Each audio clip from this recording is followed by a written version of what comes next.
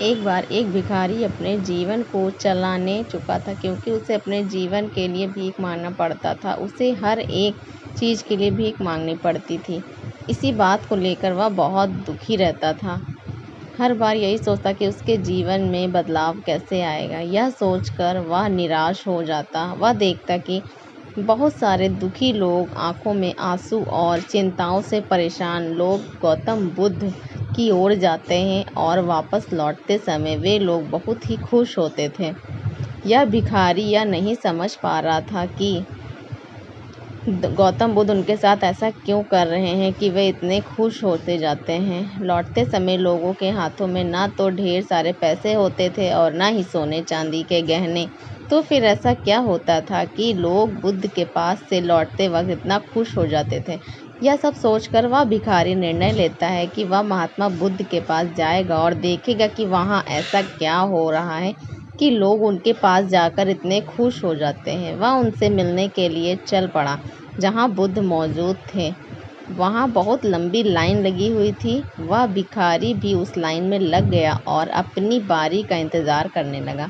देखते ही देखते उसकी बारी आई और उसने बुद्ध से कहा, बुद्ध, मैं बहुत गरीब हूँ, मेरे पास कुछ भी नहीं है। मुझे अपना जीवन जीने के लिए दूसरों से भीख मांगनी पड़ती है।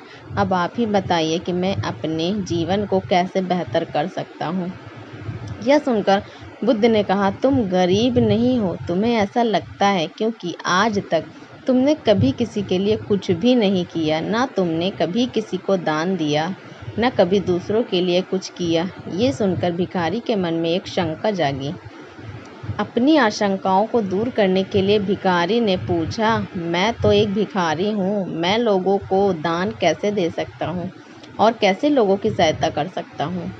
मुझे तो खुद अपना जीवन चलाने के लिए दूसरों से मांगना पड़ता है। यह सब सुनने के बाद गौतम बुद्ध थोड़ी देर तक चुप रहे और फिर उससे बोले, तुम्हारे पास हाथ हैं जिन्हें तुम लोगों की सेवा में लगा सकते हो और दूसरों का भला कर सकते हो। इसके अलावा तुम्हारे पास मुंह है जिससे तुम लोगों से अच्छी बातें कर सकते हो और दूसरों को अपना कर सकते हो। यह सब करके तुम दूसरों की सहायता कर सकते हो। ज़रूरी नहीं कि दान सिर्फ पैसों से किया जाए। हम चाहें तो शिक्षा का दान कर सकते हैं, चाहे तो अन्य किसी प्रकार का दान कर सकते हैं। ऊपर वाले ने अगर किसी को पूर्ण शारीरिक और मानसिक क्षमता दी है तो वह गरीब नहीं है, बस उसका दिमाग गरीब है। उसे इस विचार से हटकर दूसरों की सेवा में लगना चाहिए। बुद्ध की यह बातें सुनने के बाद वह भिखारी बहुत ही ज़्यादा खुश हो गया और उसका मन संतुष्ट था। उसने वहीं उठते बुद्ध के सामने ही निर्णय लिया कि आज के बाद वह भीख मांगना छोड़ देगा और कुछ न कुछ अच्छा काम करेगा। दोस्तों, हम सभी इस बात की चिंता के समय बर्बाद करते हैं कि हम गरीब हैं, लेकिन यह सत्य नहीं है। सत्य तो यह है कि जब तक हमारा शरीर पूरी तरह से बेहतर है तो हम उसका उपयोग करके आगे बढ़ सकते हैं और खुद के जीवन को बेहतर बना सकते हैं। अगर कोई व्यक्ति सिर्फ अपनी गरीबी पर ध्यान दे और उसे बदलने की कोशिश ना करे तो वह मूर्ख है।